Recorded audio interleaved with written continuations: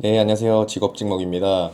오랜만에 좀 촬영을 하게 되는데, 좀 급하게 찍는 거라서 이렇게 편한 복장으로 말씀드리게 된 점 좀 양해 부탁드립니다. 우선 요즘에 뉴스에서 환율, 고환율, 원달러 환율 이런 얘기가 너무 많이 나오는데, 미국이 얼마 전에 이제 금리를 내렸어요. 근데 그런 소식에도 우리나라 환율이 1480원을 넘어가면서 오히려 좀 더 오르고 있습니다.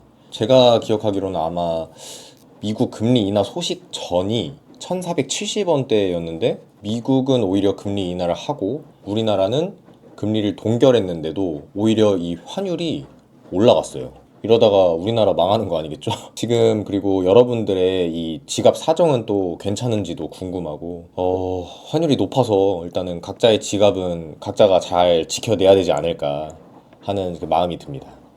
잘 모르시는 분들도 많을 것 같아서 제가 이렇게 영상을 준비한 거고, 많은 분들이 좀 물어보는 게 금리를 내렸는데 왜 달러가 안 떨어질까요? 이거 정상적인 상황 맞나요? 이렇게 얘기를 하는데, 결론부터 말씀을 드리면 지금 환율은 우리가 교과서에서 배운 그대로 움직이고 있지 않습니다. 지금 원달러 환율은 금리 하나로는 설명할 수 없는 다양한 그 현실적인 이유들이 겹쳐져서 만들어진 결과이고, 정확하게 말하면 우리나라가 지금 위기다 하고 있는 부분이 외환 보유액에서 달러가 적은 상황이어서 위기라고 하는 건 아니고요. 환율이 높아진 상태에서 내려오지를 않고 오히려 오를 수도 있다라는 그런 전망이 계속 유지가 되기 때문에 위기라고 하는 거고, IMF 때 우리가 겪었던 형태랑은 조금 다른 위기라고 볼 수 있습니다. 오늘은 왜 미국이 금리를 내려도 아직도 달러가 강한지, 왜 원달러 환율이 낮아지지 않는지, 지금 환율이 어떤 구조 위에 올라가 있는지, 이런 것들을 최대한 쉽게 좀 설명을 드려보도록 하겠습니다. 그 전에 아예 금리가 뭔지 잘 모르시는 분들 위해서 짧게만 설명을 한번 해드리면, 먼저 한국이 기준금리라는 걸 올리게 되면 주택담보대출이나 아니면 신용대출에 대한 이자, 그러니까 금리를 이자라고 표현을 많이 하잖아요. 이자가 같이 오르게 돼요. 그러면 사람들이 빚을 갚아야 되니까 내가 시장에다가 쓸 수 있는 돈들을 소비하지 않고 아껴서 대출 빚을 갚겠죠. 그리고 대출을 받아서 투자를 하려는 기업들도 이자가 비싸니까 대출을 안 받게 돼요. 그러면 투자들도 함께 위축되게 되고요. 사람들의 소비가 늘면 수요가 증가하면서 물가가 상승하잖아요. 이걸 거꾸로 그대로 뒤집으면 소비와 투자가 줄어들면 물가가 상승하는 것들을 어느 정도 막을 수 있게 되는 거예요.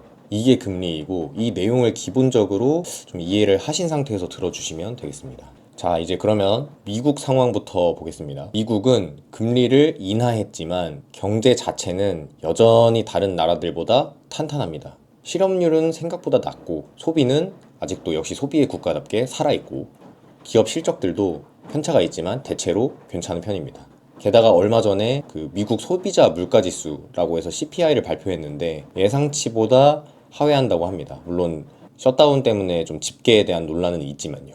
그래서 글로벌 투자자들 입장에서는 그래도 미국이 제일 안전하다라는 이 인식이 쉽게 깨지지 않고 있는 상황입니다. 그 결과 달러 인덱스는 98.5 수준으로 소폭 상승을 했고, 달러는 금리를 조금 내려도 여전히 안전 자산으로 선택되고 있습니다. 이게 첫 번째 상황이고요.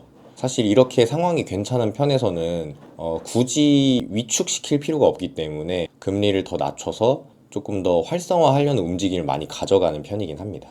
두 번째는 한국 내부의 문제예요. 한국이 원래 수출 중심, 그러니까 수출로 큰 나라인데 지금은 글로벌 수요가 그렇게 강하지가 않아요. 물론 강한 그 섹터들도 있죠. 반도체, 휴대폰, 컴퓨터 주변기기, 통신 장비 같은 이 ICT라고 하는 정보통신 기술 관련한 그런 업종을 제외하면 대부분의 업종에서 크게 적자를 보고 있어요.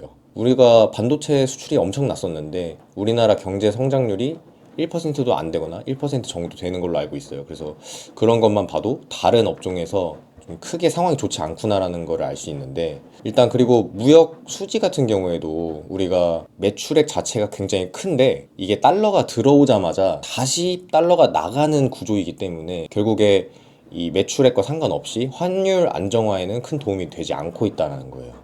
이런 상황에서 원화에 대한 신뢰가 강해지긴 당연히 어렵겠죠. 원화가 강해질 무언가 이 재료 같은 부분들이 부족하다 보니까 환율은 쉽게 내려오지 않습니다. 한국은행도 전통적인 금융위기는 아니지만 위기라고 할 수 있고 걱정이 크다, 이런 식으로 공식적으로 얼마 전에 언급을 했죠.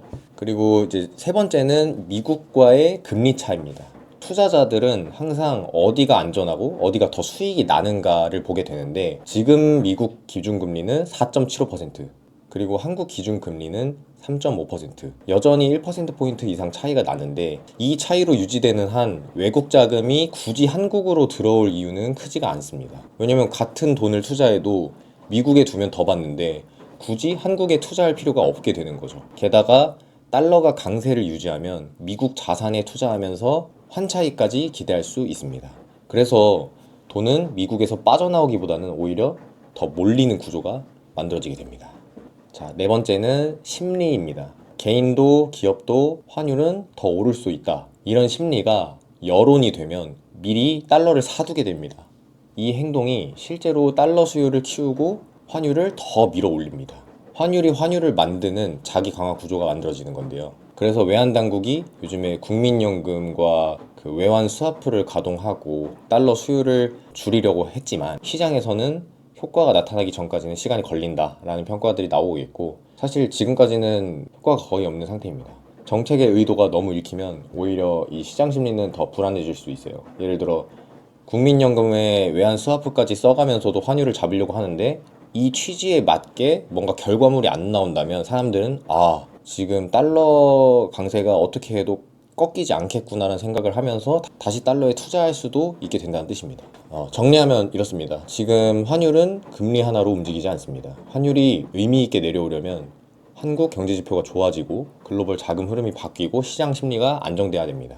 이 조건들이 같이 움직이지 않으면 금리 인하만으로 환율 하락을 기대하기는 어렵습니다. 이것들이 지금 원달러 환율이 쉽게 떨어지지 않는 가장 현실적인 이유입니다. 그럼 이런 생각이 드실 거예요. 우리나라가 금리를 올리면 되잖아. 근데 이렇게 못하는 이유들도 또 있기 때문에, 제가 이런 내용과 이제 현 정부가 고환율에 대한 대응을 어떻게 하고 있는지, 그리고 우리 한 명 한 명의 개개인이 지금 상황에서 어떻게 대처를 해야 되는지는 다음 영상에서 한번 다뤄보도록 하겠습니다. 오늘 영상은 여기까지.